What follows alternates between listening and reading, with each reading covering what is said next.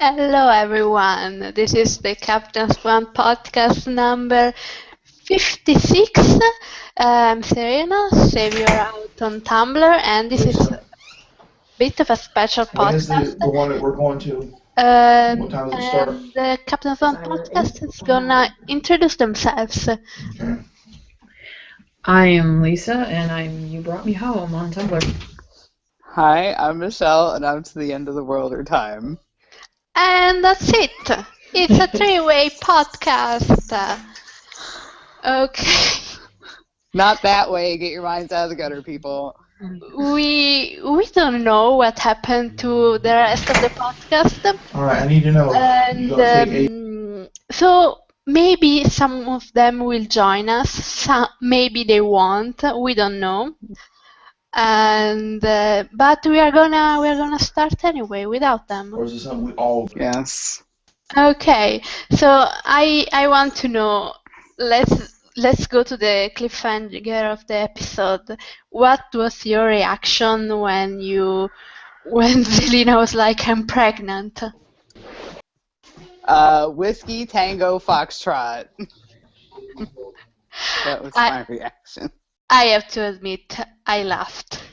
I'm sorry. I know it's wrong. I know it's horrible what she did, but the things that bring Regina misery bring me joy, so I had to laugh. She did look kind of. She was just like, "What is my life?" That was literally a look on her face. Yeah, but I don't know. Zelina is a crazy bitch, but I enjoy her craziness. She's entertaining about it, at least. So yeah. But were you expecting her to drop the pregnancy bomb? I was not expecting it at all. I know people had those pregnancy rumors going around, and I was just like, please don't let this happen. We do not need any more babies. But clearly, they disagree with me. Yeah, I think people started speculating on this when there was a line in the Robin Hood episode about a meatloaf being in the oven or something like that, and that's foreshadowing, which is more foreshadowing than the Marian is Zelina reveal got. So that's better at least. Lisa, are you there? No, okay, we are just losing everyone. Anyway, let's just do you and me, and we'll see if people want to join us later. Sorry, Okay. What was the question that you were originally asking? I had to step out for a quick second. Yeah. The question was, what was your reaction to the pregnancy reveal? What the fucking fuck? and really, bitch? Really? That's some dedication right there to fuck with your sister, man. Yeah. Because sleeping with Robin was such a chore.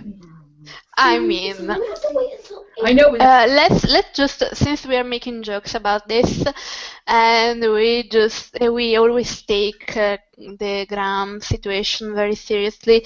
Let's just start by saying yes, it was rape, it was terrible, and Zelina is awful, and Robin is a victim, and we really feel sorry for him, but it was just so crazy we had to laugh.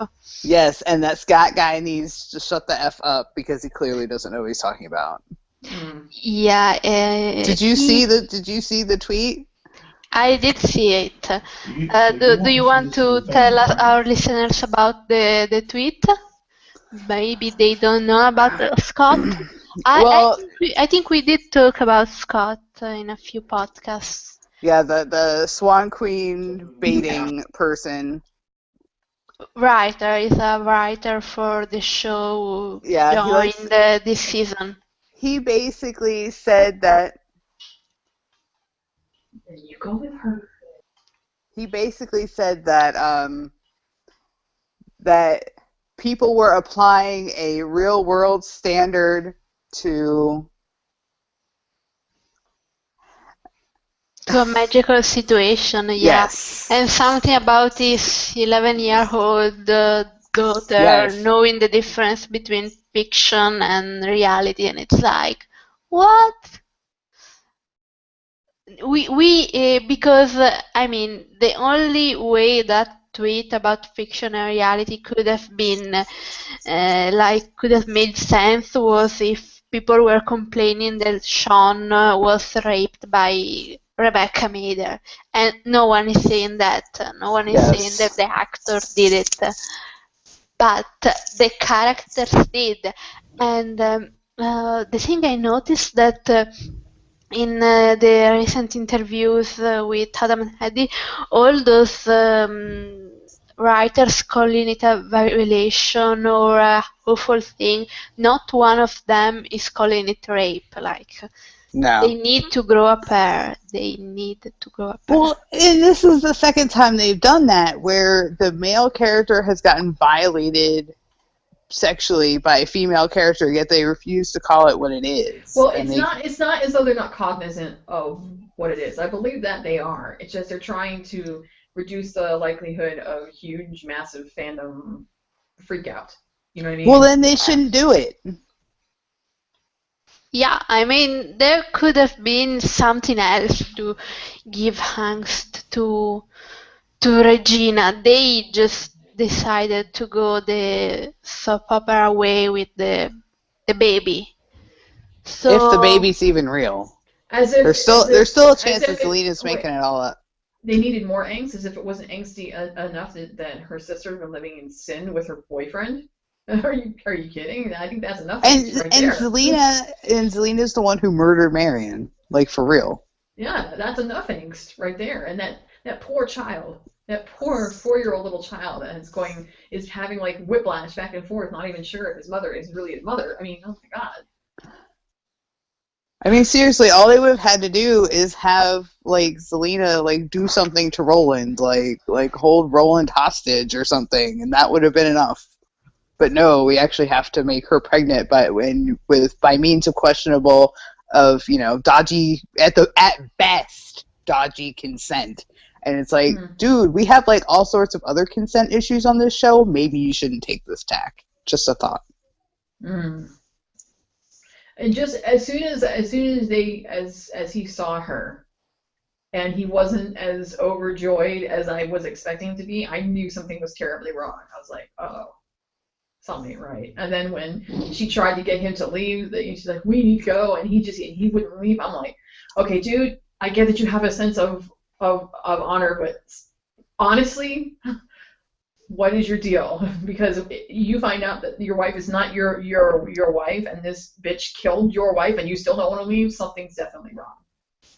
But then when he opened his mouth and those 2 words came out, I was like, oh God. Okay, time to get tickets for Jerry Springer. Seriously. Put these bitches on Maury fucking Povich. Damn. This is just like mountains of wrong. Yes. Mountains of wrong. As if that family tree isn't fucked up enough. Yep. Okay, so going to another plot line, what did you think about Lily? I have to say I wasn't impressed with the actress. I like the young Lily actress much more, and I didn't even like that much to begin with. So, I have to tell you, I was much more invested in Nicole Munoz's portrayal of Lily as a teenager, and I liked the dynamic between her and Abby Ross. I liked that. The older, grown-up Lily, I just wanted to smack her across the face. I was like, what are you doing? What are you doing?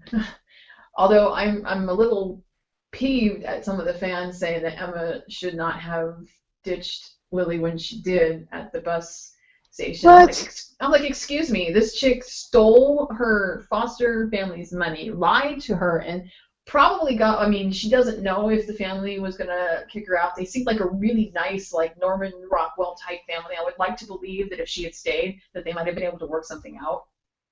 But in her mind, and with all the past experiences that she had being sent back to foster, to group homes, whatever, she was expecting that they were going to kick her out because she didn't lie to them. Then she was used and made to steal something, more and more lies. I'm like, why would you want to have this person as a friend if they screwed your life over almost from beginning to end?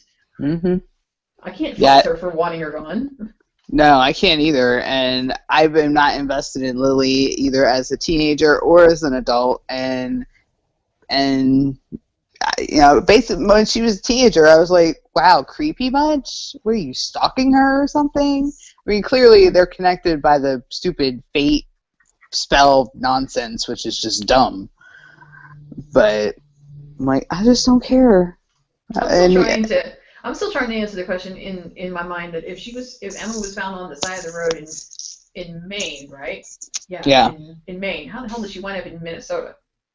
Well, yeah, and that's the thing, I've never understood. Well, that's the thing with Henry. I mean, Henry was born in a penitentiary in Arizona, yet he got adopted out of Boston. I mean, he should have been a ward of the state of Arizona, not Massachusetts. So how the hell did he get to Massachusetts? I mean, they're just, the only reason they put Emma, teenage Emma in Minnesota is because Eddie's from Minnesota. Oh. They basically just they're basically just pulling shit out of their ass. They're not actually following any actual laws. Okay, what did you think about the Emma and Hook scene, the goodbye? It was the best scene of the episode. Obviously. And the only one I was really truly invested in, other than the bit with Emma and the gun, and it was awesome, and it was more than I expected when we saw the initial behind the scenes spoiler pictures. Here. I'm sorry. Ro! Ro? Oh no. Oh god. Okay. Ro may or may not be here. Anyway. I don't care for the Emma and Regina sequences, but this one really just hit it where I actually started to believe for a second that if played properly, they could actually be pretty good friends. But didn't you think that Regina was a bit out of character? Like, she was so mellow. Like, I was expecting her to freak out a little bit more about everything. No, because this was not her fight. This was Emma's thing. Just like when they went to New York, Emma stayed out of it because it's not her fight. That's Regina's deal. But she understood where Emma was coming from, because she herself, when she had that moment where I'm not sure if I want to do this because I don't know if I can cross that line, and then Rumpel manipulated her, and she ripped out that girl's heart, the one that was Rumpel's new student. She killed her, and that was pretty much her line crossing, as it were, and being a full-fledged dark. She was trying to. She understood where Emma was standing because she'd been in those shoes, and she knows how hard it is to come back. She knows, and she doesn't want Emma to fall prey to that same thing. She doesn't want what happened to her, even though I know what you're going to say. Yes, Regina made her own choices, but she doesn't want Rumpel's manipulations to cause Emma to do something she's going to regret. Cruella was one thing because she was threatening her son, but this would be cold-blooded, point-blank murder. Honestly. Okay, so I don't get why Ro isn't talking. Hi. Oh, there you are. Hi. Ro, I won't make you sing, but I will make you do a dramatic reenactment of your reaction when you found out Zelina was pregnant. Oh, she is good. Oh, she is so good. That wicked bitch. I love her. Okay. Oh, goodness. And Okay, we talked about what you lost was that we talked about our reaction to Zelina and to Lily. What is your opinion on Lily? She seems like an okay character. I just, I think she came in a little bit too late. Okay, that's kind of silly. She didn't come in late because she was in 4B. I mean, 4A. I just woke up. I'm just gonna stop talking. Okay. No, but I totally understand what you're saying. That even in the 4B arc, the modern day Lily showed up too late. Mm-hmm. That it's well, and that's one of the quibbles we've had with 4B the whole time is that it's not properly paced and that they keep stalling so they can put stuff in the finale for their concept movie. Yeah, I mean, if they wanted it to be about Dark Emma and Lily and whatever, they should have introduced Lily earlier and just dumped this whole Queens of Darkness thing because it was Totally. kind of useless. Yes. What did you think of the sorcerer, like being in the land without magic and contacting Lily, but not doing shit for Emma? Like, what was up with that? Fuck that guy. Fuck the apprentice. He is shady as shit, and he needs to go hook up with the Blue Fairy so they can be shady together. Exactly. I'm like, what the fuck, really? So you go and tell her, which I get why, because she obviously had a right to know what, all these factors that influenced her life. But Emma is made to suffer for another 15 years, not knowing why things have happened to her the way that they've happened. Just because, she'll find out anyway, because, she's the savior, she's destined to. Come on. Like, dude, what the fuck? I mean, originally, she was supposed to know anyway through August, so that August could prepare her. So she then she was supposed to know via her parents because they were supposed to go through the portal, but no, the portal only takes one, so it's just supposed to be Snow. But then, oops, it really takes two, so we're gonna send Pinocchio through, and then Snow went into labor, and everything got fucked up. And then Pinocchio ditched her because he's Pinocchio in a flake. You know who was also shady? That wolf. What was up with that? I don't know. It was Adam and Eddie's way of harkening back to season 1 when Emma tried to leave Storybrooke the first time and the wolf was there and she swerved and missed it and ran into the Storybrooke sign. It was like I don't destiny. need that. It was like fate or destiny showing up to make her not do the things that she's not supposed to do, I guess. Just further proof that apparently she has no control over her own life, her own choices, except for one thing. Anybody want to point out what that one thing is, ladies? Killian Jones. Killian Jones. The only choice she ever made, it was hers and hers alone. I don't think that that's a coincidence, people. Not at all. Please, because if they go any other route, I'm gonna be super pissed. Okay, so let's go to a few questions. Oh God. We have an anon who is confused, and he or she says, "Okay, I am confused. Regina did not ask Belle if she could take her heart. She was doing so well." No, she did not ask, apparently. No. Apparently not. I don't know. And she didn't even leave an IOU. Disappointing. Yeah. Speaking of disappointing, we have a question about this disappointing thing I was about to mention. Anonymous says, I have a question for your podcast unrelated to Capital Swan. What do you think of the latest interview from Adam and Hedy defending Rambel and talking about how romantic was that moment when she looked back at him in the shop after getting her heart back? I'm disgusted. Poor Scarlett having to deal with that. I am also disgusted. Yeah. I don't get people, and by people I mean Adam and Hedy, claiming that It was so romantic, the fact that he got her heart back. Of course he did. He was being blackmailed. He did it so he could go do evil without that threat.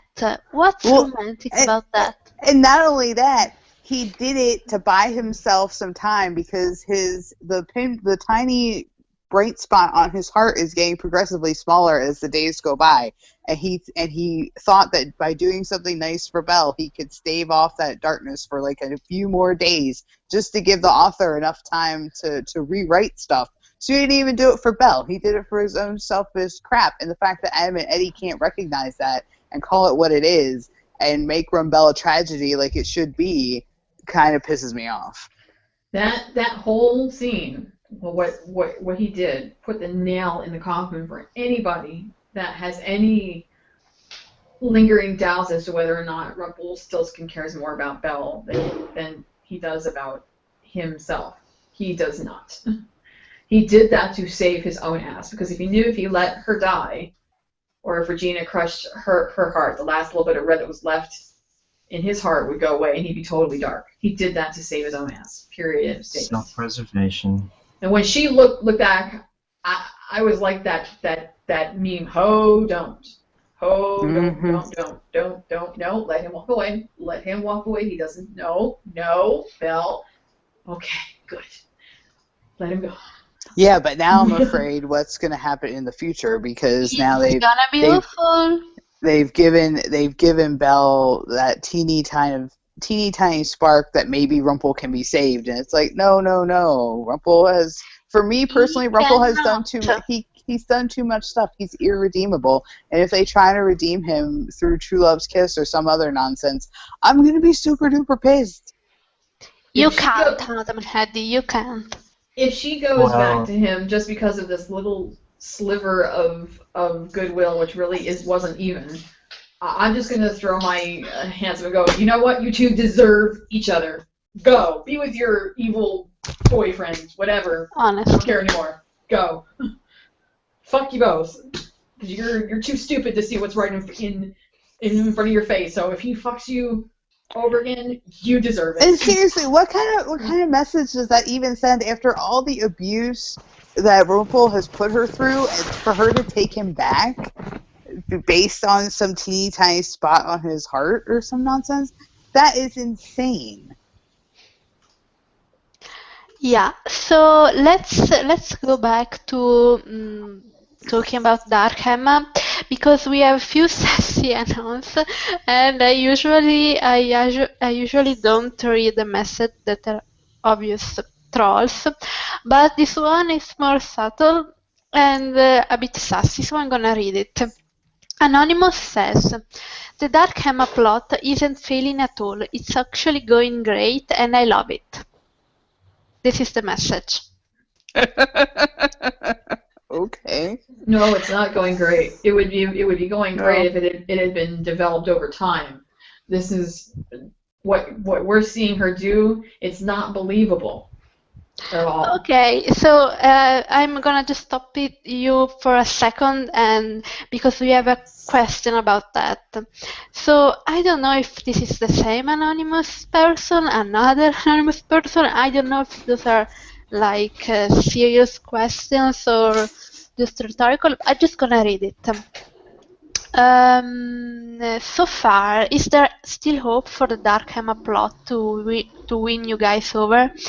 If the last episode are chock full of Emma, will that satisfy your criteria? Was your only problem with it that Emma didn't have enough screen time? What else do you want out of the writers? I tried to dramatize that last one because... Was this person being passive-aggressive or something? Yeah. I don't know. Because it started normal and then went to a bit of a passive-aggressive place. And the last was super dramatic. What else do you want out of the writers? I want some confident writing. I hope I read it, Anon. I hope I read it the way you thought it. Like, I hope my dramatization was good. I want, you know what I want? I want the result the resulting, the show that we get to fulfill its potential. Like, both halves of season 4 have started with great potential, and about halfway through, they start to peter out because they get bogged down in too many characters and too much plot, and then it kind of fizzles out at the end.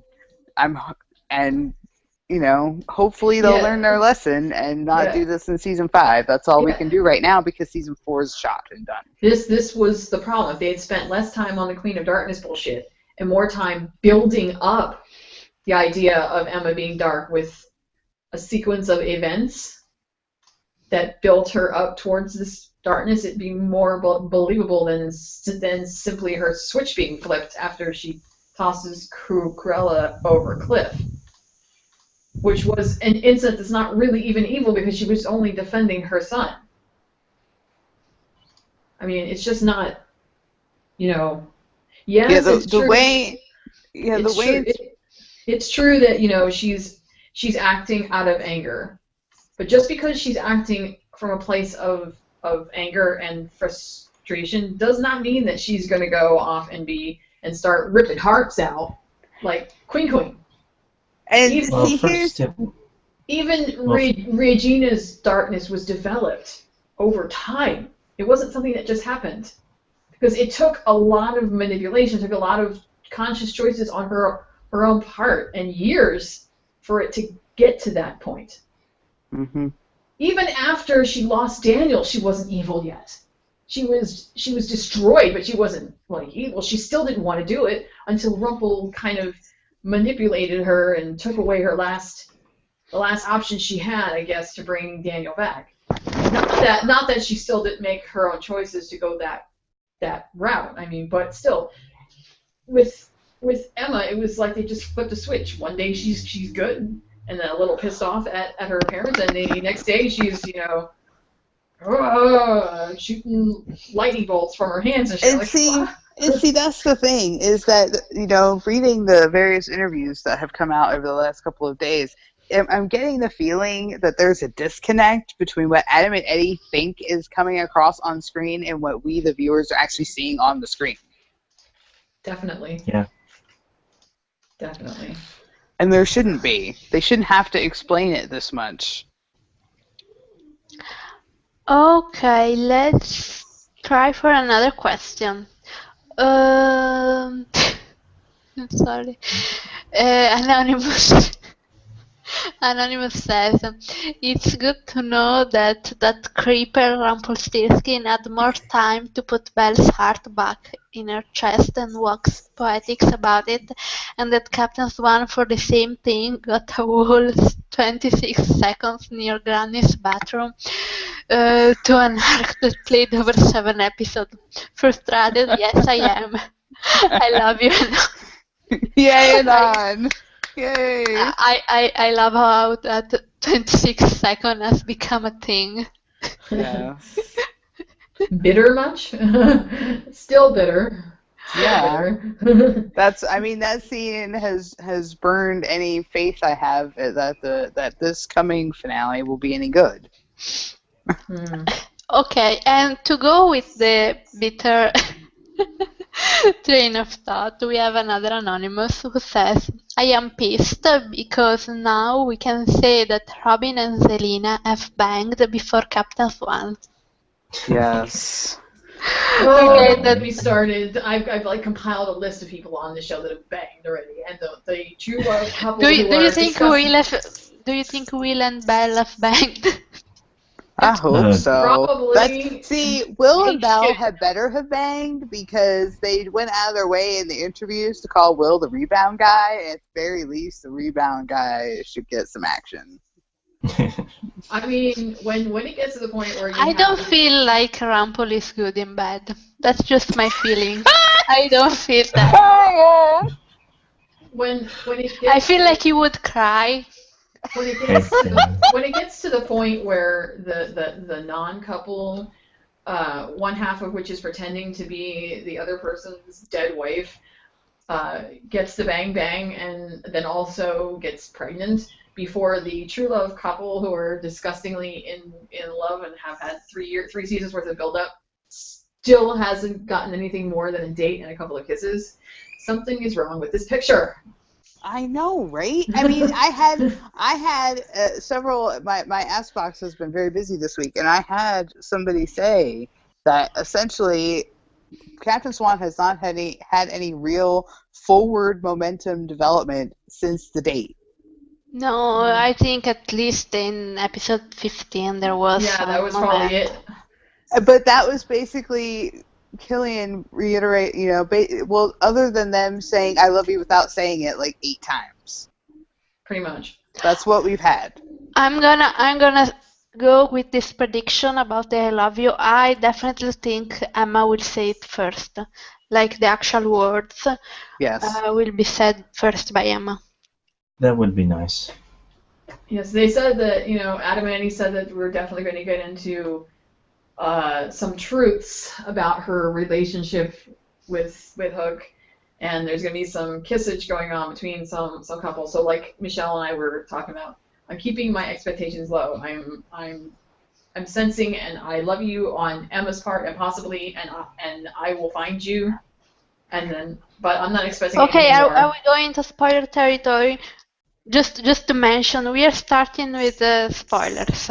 Okay, when do you think it's gonna be the "I love you" and I will find you, like in the finale? That scene that was spoiled. In the sacrifice scene, yeah. It's the dagger scene, wherever the dagger scene falls. I think there's still some debate as to where the dagger scene falls because remember those tweets that Adam had about the scoring and it had the time underneath it? There was a picture of Emma, there was a picture of Hook, and the one of Emma said 41 minutes, and the one of Hook said 46 minutes, and it looked like they were both in Gold Shop. And if that's 41 minutes into the episode, that's the very end of 22, or very end of 21, going into 22. Oh dear.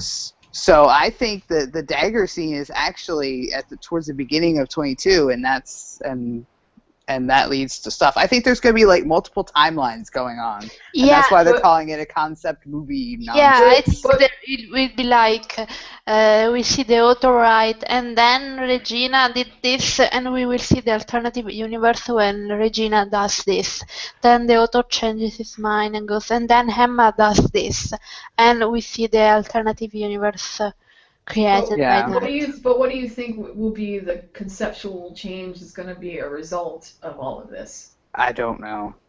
A lot of people think it's Emma going dark or being the next big bad. Some people think it's that the barrier between Storybook and the real world falls, and the rest of the real world is going to find out that Storybook exists and that these fairy tale people exist. I'm hoping for that one. Hands up right here, hoping for that. Right there. I actually would not find that interesting at all. Like, I really don't care about people outside finding out about Storybrooke. That's actually not. I mean, because if they find out, what will happen? A bunch of random people we don't care about reacting to Storybrooke. Like, who cares about that?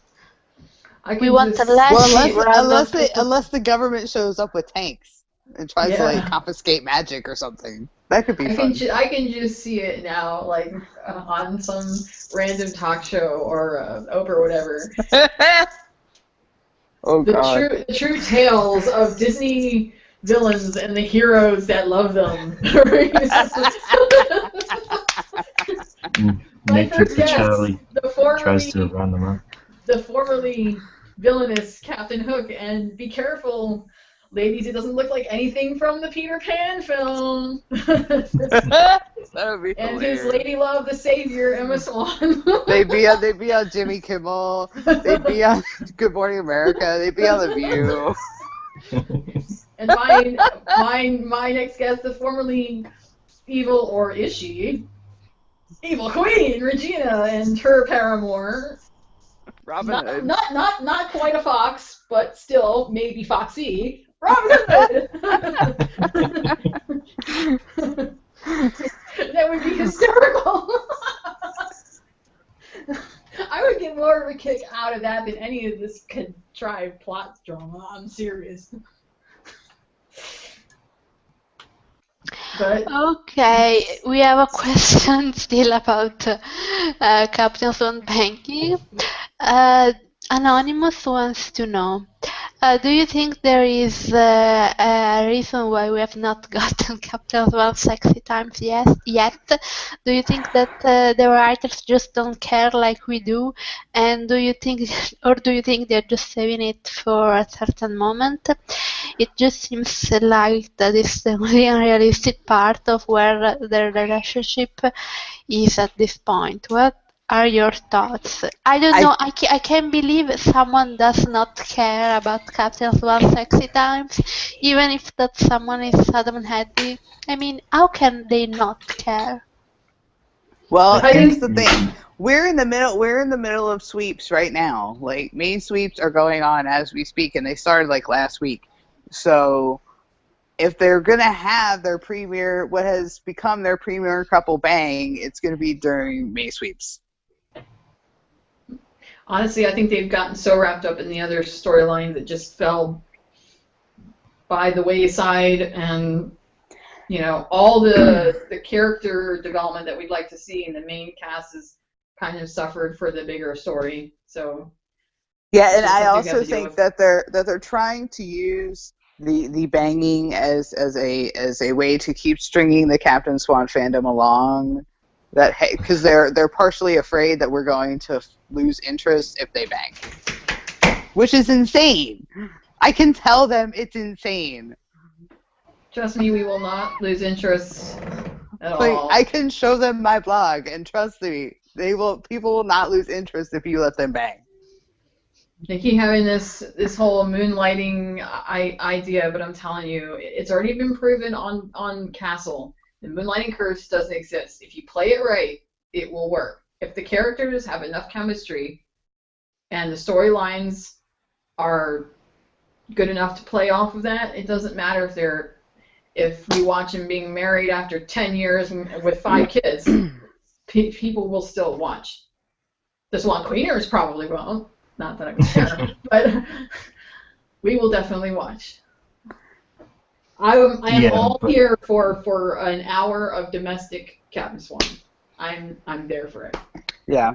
Absolutely. I think what they're trying to do is maybe wait for the right time, because as soon as Hope got the Jolly Roger back, Emma was just in full find the offer mode, so story-wise it makes sense they wouldn't have time for a quiet moment, which sucks, but yeah. Bro, 6 weeks. They skipped 6 weeks of quiet. I'm sorry. They could have banged then. You can't say that it's a plot thing because they deliberately skipped 6 weeks where they could have banged. I'm sorry, but any human female that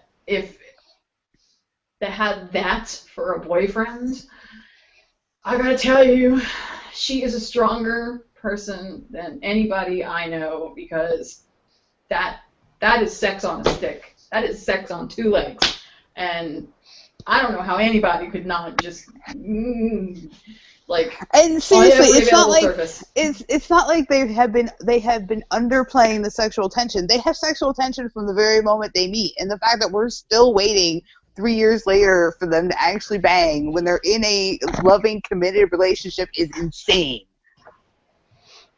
Especially when you consider that they are literally, and they even surpassed snowing in this particular. They are the most stable couple on the entire show for an extended period of time. Like, Outlaw Queen is not stable. Rumbell is virtually destroyed. Snowing is pretty well stable, but they got issues, like serious issues. Well, they have issues with their daughter, not with themselves. I know, but I mean, like, Cat and Swan, they're like disgustingly perfect. They're the couple that you want to like. I mean, seriously, want to die. random general viewers are like, "Where's all the Captain Swan stuff? Why are we dealing with all this other nonsense?" They want to see Captain Swan on their screen. They don't care about anything else. Yeah, but I think what happens with this show, as soon as a couple gets together, they're just simply together, unless they're going through any kind of angst or drama. they don't get any kind of focus. And unfortunately, Captain Swan has fallen into that trap. And while we're on the subject of holding back, I have to admire Captain Hook's restraint because Emma is hot. I don't know how he went that long either. Well, he loves her. Bless you, sir. He loves her so much that he's willing to let her. He's always let her call the shots. So he does. He wants to do this right. So he's letting her set the pace. He's always that's the way it's always kind of been. You know, and I'm pretty sure that if all this crap hadn't happened, that they probably would be on like every available surface imaginable. Trust me. But you know, you never can have a quiet day. I also think that if they wouldn't have blown their budget on Frozen nonsense or something, and they would have had the budget to build Emma her own place, they would have banged by now. Exactly. But they didn't. So they're like, well, she doesn't have her own place, so this is a legitimate reason for them to not be banging. And we're like, no. As if There's you notice, 18 million rooms in Storybrooke. Find one. Go to the cabin. Do something. Because if you notice in 4B, there are no new interior sets. Everything is stuff that they've already used because they blew everything, every penny they had in 4A doing Frozen shit. So now they just have to use. Well, they had to save some because they had to do Maleficent's dragon effects like umpteen times. I get where you guys are coming from, but I'm just trying not to dwell on the negative side of things. We've had some pretty good moments this season. I mean, don't get me wrong. Everything that we've gotten for Captain Swan has been awesome, and I've loved every single moment. I just want more because I'm great. I mean, think about it. The only time that she has smiled in the last probably 3 episodes, almost 4, is when she's with him. Mm-hmm. Like totally. she's perennially pissed at her parents. She's upset with what she did with the fact that she killed Cruella. Psycho bitch. But you know, she's mad at the world. But the only person she smiles for that she's happy with, other than her son, is killing it. Because you know, when you're in love and someone understands you the way that he does and always knows what to say. That's what they're there for, is to make you happy. Honestly, the scene that we had in last week's episode was the only time she smiled in the whole episode. Yep. And then the rest of the time she was completely pissed off.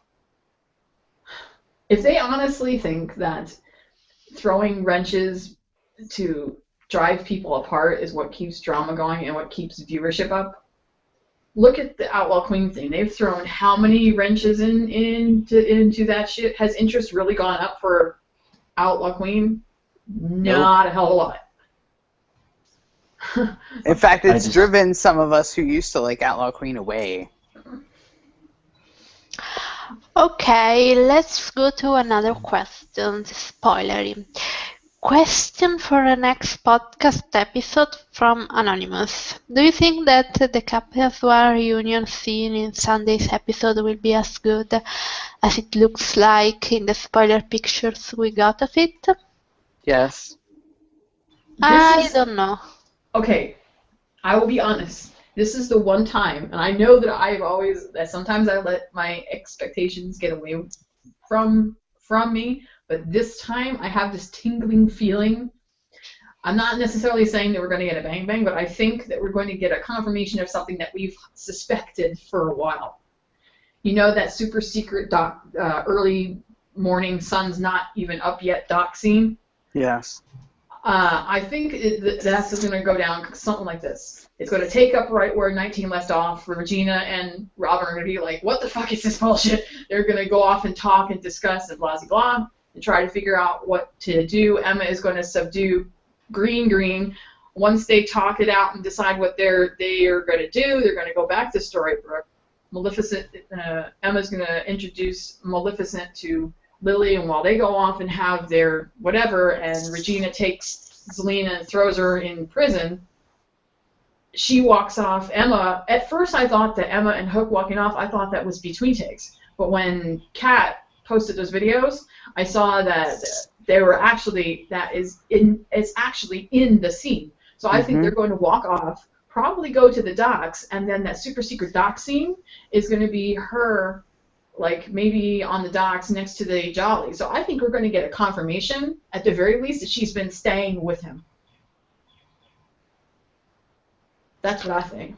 I think maybe she gets up early in the morning and she goes to the docks just to get some air and to think and to figure out what she's going to do next. And Killian's probably going to get up and see that she's gone. He's going to follow her. That's what I think. Okay, another question is, what did you think of the Captain Swan scene that we got in this episode from Anonymous? We already talked about this. I think Ro maybe wasn't here yet. Were you? No, he missed it. So tell us, what did you think of the Captain Swan scene? It was good. I mean, it was well needed, actually, because we got so much of, like, what Emma needs to live for and why she can't go dark, and, well, she just mentioned the other person who hasn't been mentioned so far, who she also needs and has in her life. That was awesome. Okay, we have a question about Will from Anonymous. Oh, God. I love Will, but is he gonna be in season 5? How the hell will they give him a storyline and close it off before the finale? I would love for him to stay on. Oh, Anonymous, they are so not going to give him a storyline. I mean, they said they have claimed in some of these interviews that he's, going to have something to do in season 5. So as far as we know, Will be in season 5. But I am not holding out hope that his plotline is going to be worthy of Michael Soka and the character of Will Scarlet. Okay, spoiler question from Anonymous. They say, I'm pretty sure that the wedding is gonna be Outlaw Queen. What do you guys think about it? Do you have any theories? No. Kat already confirmed that it's not them. Who? Kat Mtan, the one that's always there. Okay. She already said that it's definitely not them. I think it's like some side characters that we probably would I don't think concerned it's about. any of the main characters. No. We just know that it's supposed to be something funny. Who knows? My only theory is, I can't say Frankenwolf because David Anders is on Zombie, so he's not even around, and Ruby hasn't been seen in like 5 gazillion years, so my only other 2 options was Granny and Margot, because that would be a total laugh. And Grumpy and Nova. Okay, my speculation, I'm gonna say it there, and I'm gonna be right, is that Dark Emma and Lieutenant Killian are going to get married in the alternative universe, and she will wear black, and he will wear the white uniform. It's going to happen. Just see. It's going to happen, and I will have called it. Yes. Kat already said it's not Outlaw Queen and it's not Captain Swan. It won't be Captain Swan. It would be Evil Lieutenant Duckling. Dark, Evil Lieutenant Duckling. That's that one. So yeah, it's gonna be that. Just wait. Anyway, Anonymous says, is there any way to let the writers know that we want less plot and more character interaction and development? I know it's their show and they can do what they want, but if they don't know this, I'm really gonna have low hopes for season 5. Oh, I don't know, try tweeting it to Adam. I think it's a bit of a lost cause. I think it's a lost cause too, but if you do decide to tweet Adam, since this is the best way to get a hold of him, really, be respectful. Don't curse him out or any of that other nonsense. Just say, hey, why haven't we seen Snow and Killian talk, or why haven't we seen where's our Captain Charming, stuff like that. And when they do grant these interviews to these media outlets, ask intelligent questions and don't get bogged down in shippery nonsense. And also, when you're going onto these websites to read these, be mindful of which reporter is actually writing them.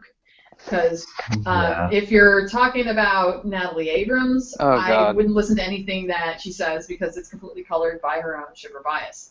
Whereas Leanne, even though we know that Leanne is a Captain Swan shipper, she is usually 99% of the time, despite her shipperness, she still is pretty neutral objective. When it comes. Yeah, she's very objective, and she gives everyone their equal say. She doesn't down any ships. She supports one heavily, but she doesn't down all the rest.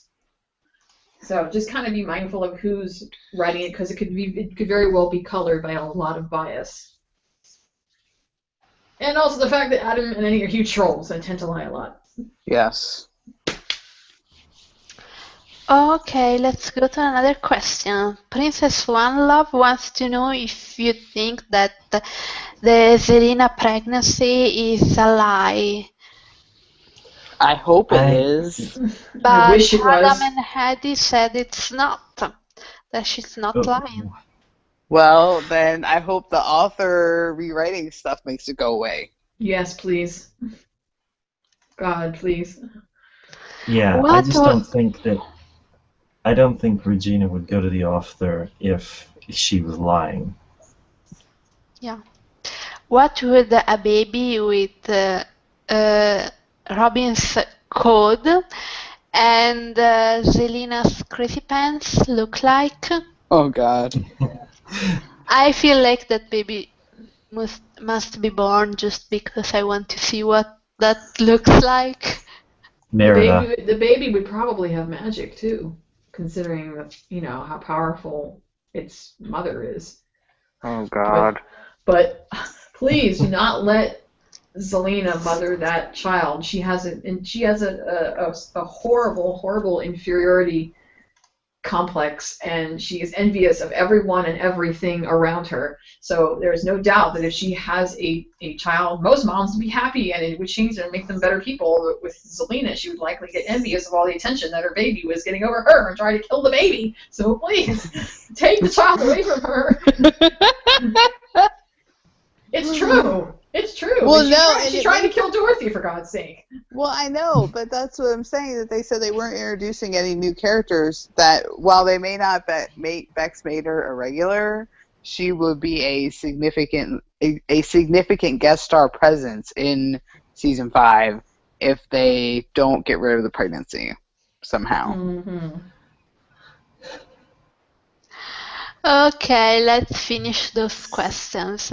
You Bested Myth One says, I was listening to your last podcast when you guys started discussing the Dark One. I realized that the dagger is basically a parody, so to speak, of the Elder Wand from Harry Potter. Did anyone in the fandom ever mention this before?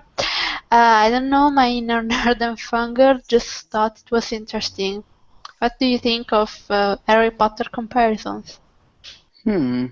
She's comparing the dagger to Voldemort's wand? To the Elder Wand. Oh. That was Dumbledore's wand, and then Voldemort stole it. Not really, because with the Elder Wand, it changed allegiances after somebody defeated the guy who held it. So that's sort of and that usually involved killing, which is what the dagger does. You have to kill the Dark One in order to get in order to become the Dark One yourself. The wand chooses the wizard. Exactly. Yeah, but the wand still had the option of being a purveyor of light or dark magic, whereas the dagger is purely dark. It's the darkest. You know what I want them to get into? I want them to get into the origins of the dagger and where the hell it comes from in the first place. And if there's a way to destroy it without killing the person who's under its thrall. Maybe. Okay, another question from Princess One Love. I was wondering, since true love and light magic are the most powerful things in this show, do you guys think that would be enough to save Emma from turning dark? Because I believe it. Captain Swan's True love and Emma's inner light magic will save the savior from turning dark. What do you all think?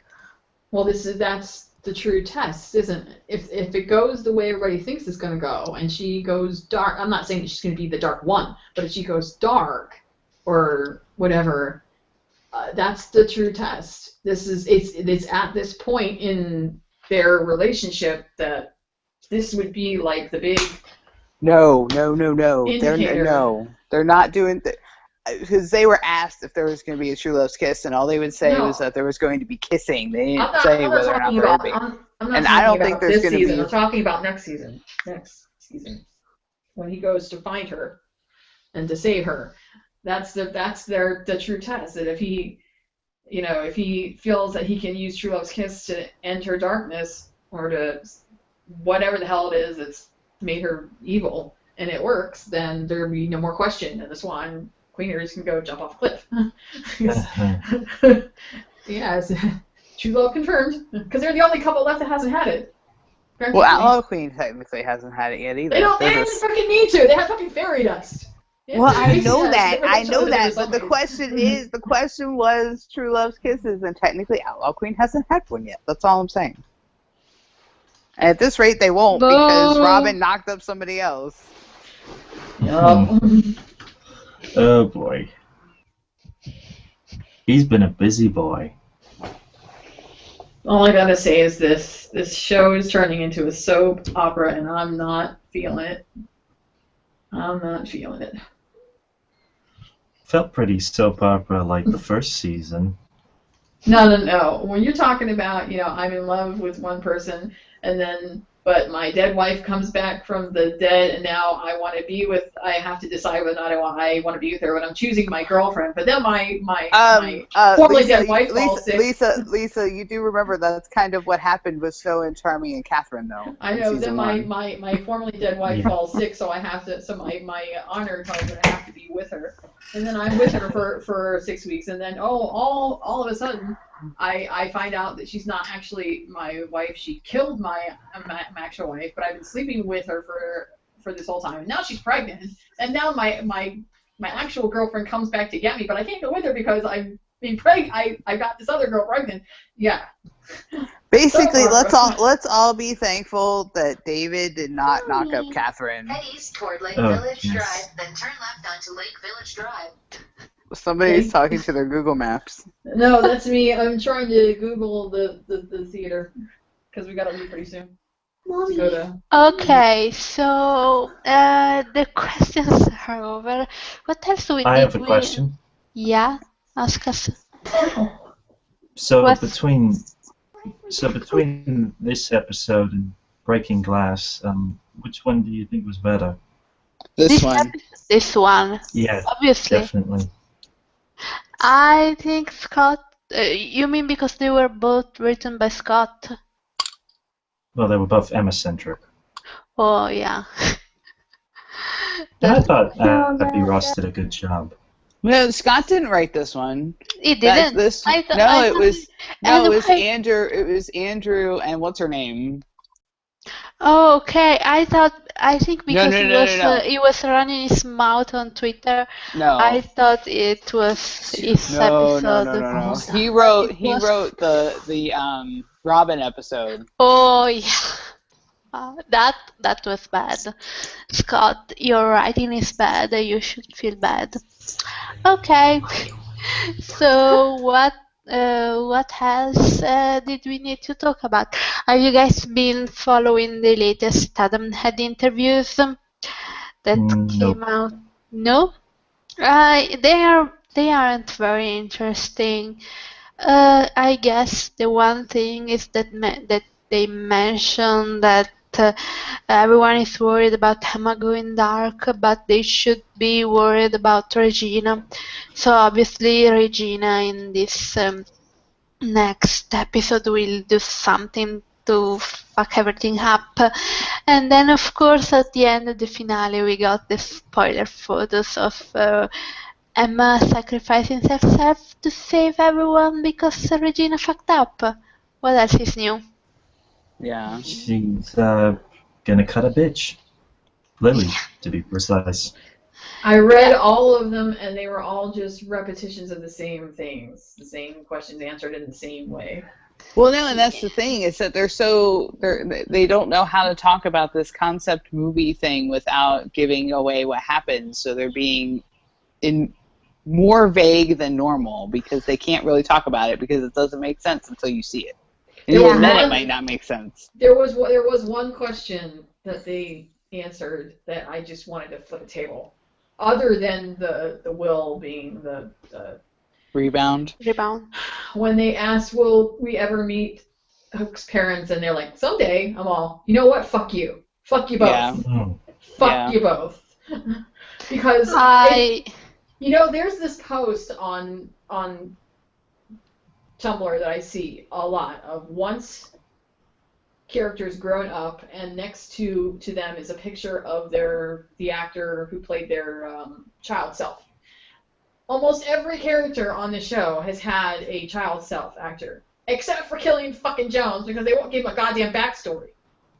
I mean, are you for real right now? I don't know. They haven't had Regina yet, only as a baby.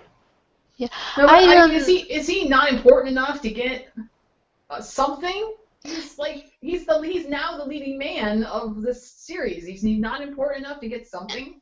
Yeah, but I don't know. I feel like maybe it's not really relevant. We saw him when he was good, and when he went back, I feel like see him as a child would be like repetitive and not really important. I actually think Adam and Hadi How is should. that repetitive? Because we know he was good, and I feel but like here's something we don't know. His dad abandoned him, and where was his brother? How did he survive if his mother was dead? I mean, there's so many things about that between his dad leaving and him winding up in the Navy, and we didn't even know he had a brother until Good Form. We were all like, what the hell? And so there's a lot of stuff about him that could connect him even more heavily to Emma if they both like stole stuff as kids and stuff to survive that we don't know because they won't tell us. Yeah, but I feel like having a scene in the present day of him telling him about it and would be better than just having a flashback where we see it. Like, I'm not interested in seeing some random kid play young Hook. Like, I'm not. It's not. I actually think I was saying earlier that they should have less flashbacks. Yes. You should do it like Once Upon a Time and and the originals and do flashbacks like 4 or 5 times a year. So when they do, they're relevant to the story, and the audience can get excited because it's something more rare. Unless now, when they're doing the flashback every single episode, people are tired of it, especially because they feel because they do it with the same fucking characters over and over and over and over again. Regina, Snowing, Rumple, over and over, and nobody gives a shit anymore. It's not actually that, because it's not like when they did flashbacks about Cruella or Robin, people were just like mesmerized. Nobody cared about that because it wasn't relevant to the plot. I feel like they use flashbacks as a way of fleshing out these characters when they should have them have conversations with each other. See, that's why the flashback in Poor Unfortunate Soul worked, because it wasn't just about Ursula, it was about Hook too. It fleshed out that we got to see that even though he had turned dark, that there was still a bigger part of him that wasn't really truly evil. That he was lost and alone and broken, and she gave him a tiny shred of happiness. You know, we got to really get a lot of character development in Hook in that flashback, versus flashbacks that are just there to give background shit that nobody cares about. Like this week with Regina and Cora. Yeah, I don't care. It's like, that's coming I up. don't care. I would like to see in season 5 because Henry's one of the only ones other than the flashbacks of him being adopted by Regina in the first place. I would like to see a flashback with him. Well, not him, but I mean a flashback because of him. That maybe Henry is having a hard time dealing with the fact that his mother has disappeared, and he's trying to. Killian and Henry, I think, will bond in a very strong way over the time in season 5 when Emma is gone, because that's all they have to look to is each other. And I think I think that Killian telling Henry about his past and about how he lost someone that he loved, namely his mother, and that because his mother died, and then his brother was obviously older and was gone, or however that went. I think that type of flashback into his past would be a good way for them to bond, and it's also relevant to the current storyline of what's going on in Henry's life with his mother being gone. That's the kind of flashback that I can deal with. And we better get, and there's been all the Captain Cobra development has been off screen in season 4, except for the Shattered Sight curse bit, and that's insane because Hook is dating Emma, and his relationship with Henry is just as important as his relationship with Emma if they're going to be a family, and yet we haven't seen anything. Yeah, but I always feel like the men are always taking second place to the women on the show, which is why we get less flashbacks of Charming and Hook. Oh. I wholeheartedly agree with that, and it frustrates me. I'm all for girl power. I want it to be even. Why can't it be even? Exactly. Okay, so I think do you guys have any last comments? Yes. Just don't forget to, I know you guys are all really not about polls, but please cast a vote for Colin for Alpha Male Madness. Just do this in jest and in fun, because both Colin and Sam, are all good about it. They just want to have some good, clean fun. No ship wars or whatever type wars. And hopefully, at the end of the day, hopefully we all win, because whoever loses, we get to see them dress up as leather or kilt. So it's all good. Ro, what do you think? Well, I really, really like this episode, and as a wise Jedi once said, fear leads to anger. Anger leads to hate. Hate leads to a very silly plot where Emma turns dark for no reason. Okay, so we are done, and next episode will be the last one for the season. We have two. I already went mentally to the finale. No, we have 2 podcasts left for the season. So thank you everyone for listening, and bye. Bye. Yeah.